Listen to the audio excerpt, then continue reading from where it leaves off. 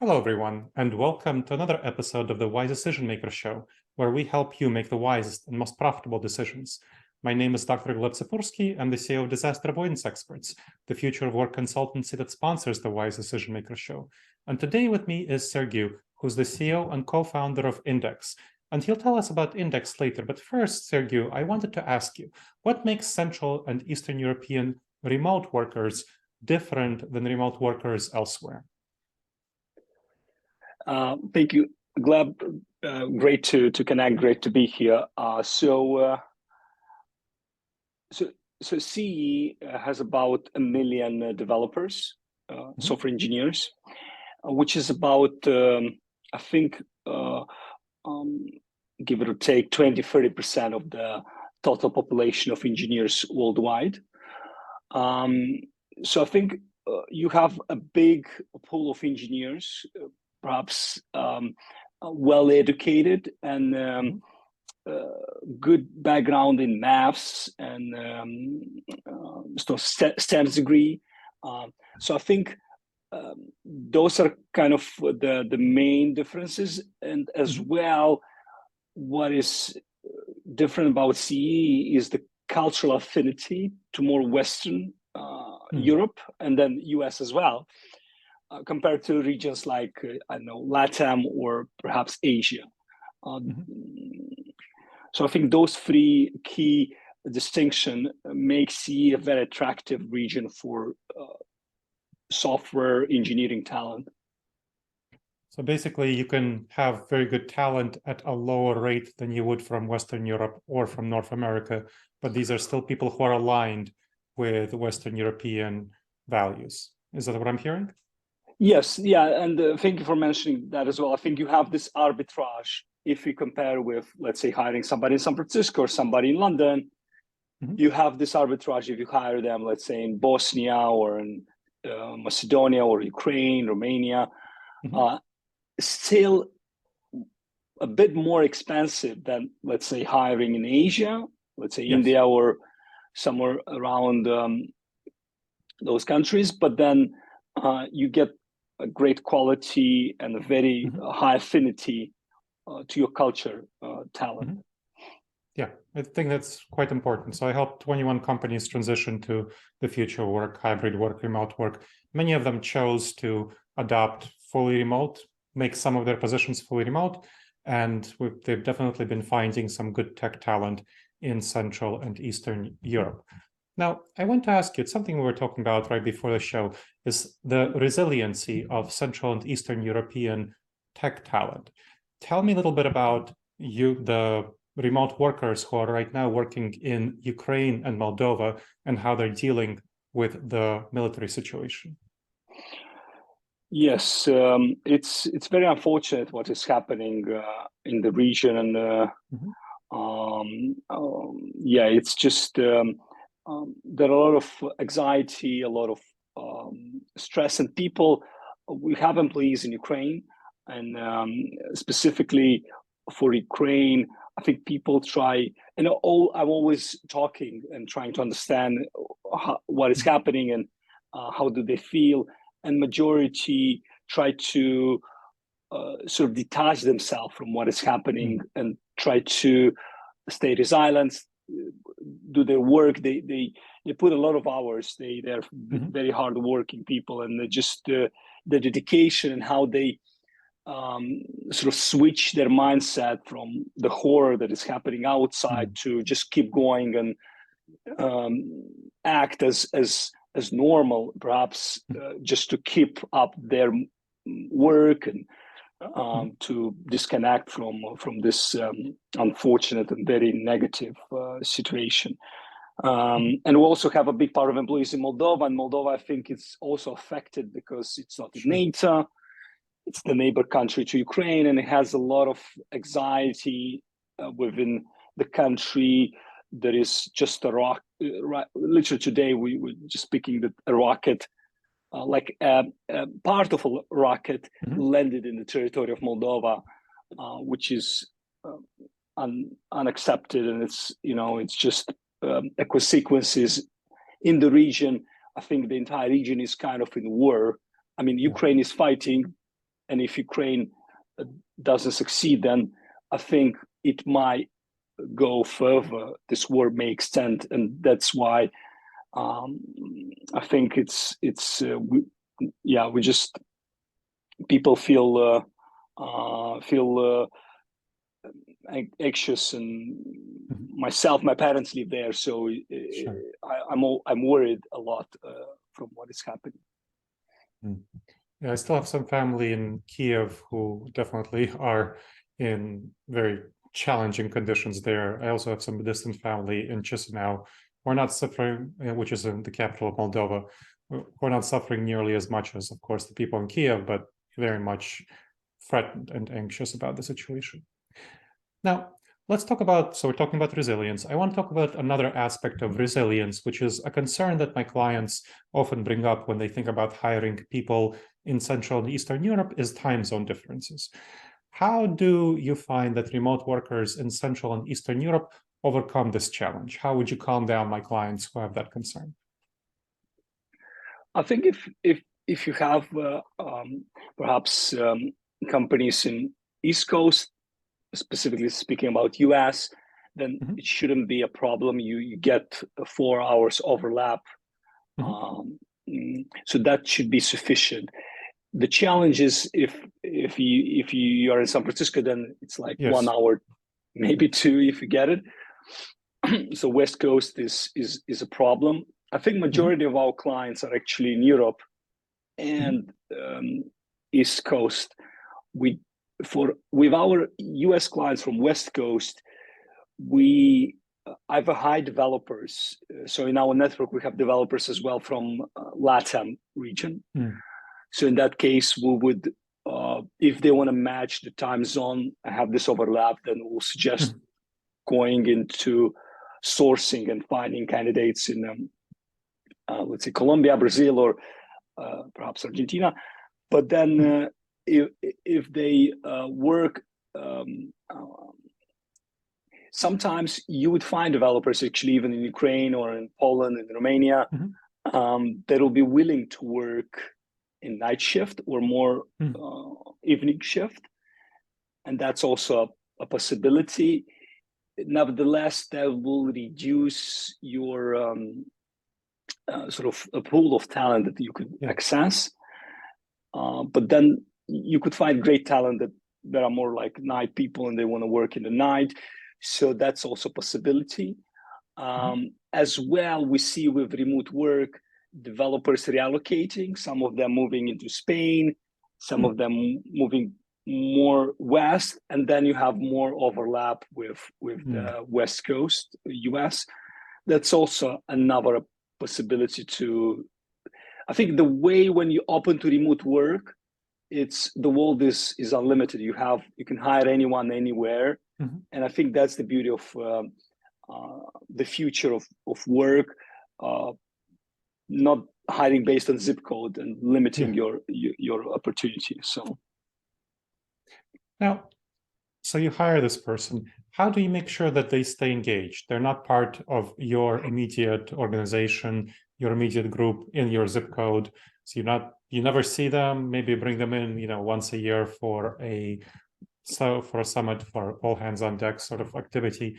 But how do you keep them effectively engaged and loyal and make sure that they stick with the company if you don't see them daily? And especially if they're not from your time zone, not from your exact culture, even if they have an affinity to it. Yes. So last year we hired about 100 sort of remote workers, and also in our core team as well. And we had a very good retention and engagement. I don't have the exact numbers, but about 80% will continue, will pass the trial, will be a full-time performing or high-performing employee.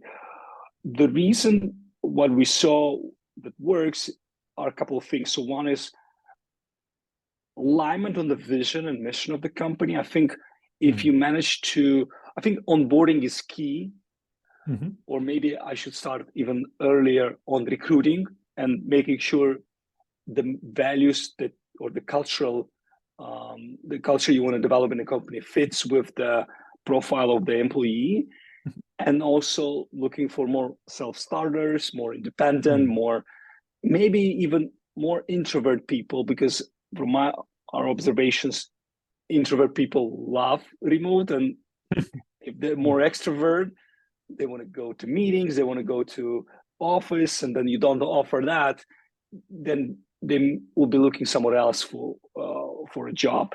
So I think vetting, sort of matching at the initial stage, but then onboarding, I think, is key. Myself as a CEO, I managed to do every onboarding sort of meeting with new colleagues, explaining the mission, making sure they understand, and then reinforcing this mission, this values, this vision of the company. And that aligns people to a common challenge, to a common goal. And I think if you do it right, you get high engagement, because people stay in the company because of the challenge, because of the impact. Of course, take into account you pay them well, you have a good environment, but I think with remote you have to double down on those kind of engagement sort of meetings, better onboarding, but also the mission, the values, the vision of the company has to be much more reinforced in a way and developed. You should pay more attention to that than, because in the office environment, people copy, people get along, and it's easier to influence, and they feel part of this belonging because they go to an office, to a location. And in remote, you have this disconnect. So the only way to create this belonging and kind of sense of togetherness is through a goal, or through a challenge, through a sort of mission vision. So I think you have to repeat that all over again and reinforce it in meetings, in weekly stand-ups, and Slack, or whatever channel you could get into communicating with your remote employees. Excellent. Now, let's say someone is convinced and they want to hire a Central or Eastern European employee. Let's talk about where to recruit them effectively. And I know Index, your company, helps provide them. Most people go on LinkedIn.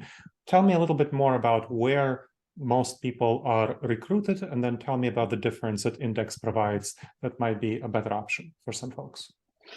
Yeah, I think for Central Eastern Europe, if you look to stats, I think the last stats are like 10% of people are on LinkedIn. So you really are missing a big part of the. So LinkedIn is one source, but then you are missing a big part of your potential source of talent. So LinkedIn is one place to go. Second is local job boards, but from our experience, they don't work much. I mean, you post a job, but then you have not so good applicants, or maybe okay, good applicants, but those stellar developers are not always on this. Maybe one in half a year you find from those profiles that is outstanding. So usually great developers are not on job boards. So then what do you do? So another option is to go with platforms like Index, perhaps, like this sort of remote hiring platforms that you could get access through talent that is not always on LinkedIn, that is not on those job boards. The way we source talent, we find talent, is through referrals. So we have refer a dev. So once the developer gets on the platform, he or she can refer a developer. So that's and the best developer or the best employee is the referred one, typically, because you worked with them, you know them, and then they're proven through time. So yeah, and then you could go with platforms like Index, because we also work with in-country sourcing. So we would have recruiters in those countries, or events, or community sort of events that we would get developers to sign or to join the platform. So that's I mean, you could do it yourself, of course, but then it takes you more sort of steps, and you have to have a dedicated team to build that sourcing channel. So I think where are we good at the top of the funnel in recruiting, on the sourcing, vetting, matching. So what else can you do? Maybe you could buy a software development agency if you want to scale fast. Maybe they already have the 20, 30, 50 developers. So that's another way you could hire them in an instant. But it takes capital, I guess. It takes some investment, and you have to find a potential target. Yeah, I think those are the main ones. And also in C, people, let's say they use Telegram, they use Viber, they use maybe not the typical apps like I don't know, Messenger or Facebook. You may find them on other channels. Maybe GitHub as well is a good resource, I think. Stack Overflow, yeah. That's very helpful. So as we're winding up, is there anything else that you would like to share about Index or about remote workers in Central and Eastern Europe that we haven't yet discussed? No, I think, yeah, that's in a nutshell. I think you have access to great talent. You have this arbitrage. You could reduce your costs or speed up your product development goals, because you would be just hiring better quality or more developers to hit your targets, your product development targets. And yeah, if you're looking for developers at Index.dev, we're here to help. We help thousands of developers in the region, and it's just we're feeling excited about the future of remote work. I think COVID just showed us what is possible, and hopefully the war will end, and the region will benefit more, and people will have more opportunities. And I think by creating this more remote work, we're just creating a better distributed world. In spite of hiring people just in one region and concentrating everyone there and raising the prices and houses and so on, we can create a more distributed world and offer equal opportunities for everyone everywhere. And I think this is our mission, and we're excited to build on this mission. Excellent. Thank you. I appreciate you appearing on the Wise Decision Maker Show. And thank you to the audience for checking out another episode of the Wise Decision Maker Show. Make sure to subscribe wherever you checked us out, and make sure to leave a review. We'll love to hear what you think, and it helps others discover the show. As always, my name is Dr. Gleb Tsipursky. I look forward to seeing you in the next episode of the Wise Decision Maker Show. In the meantime, the wisest and most profitable decisions to you, my friends. Okay. Thank you, Gleb.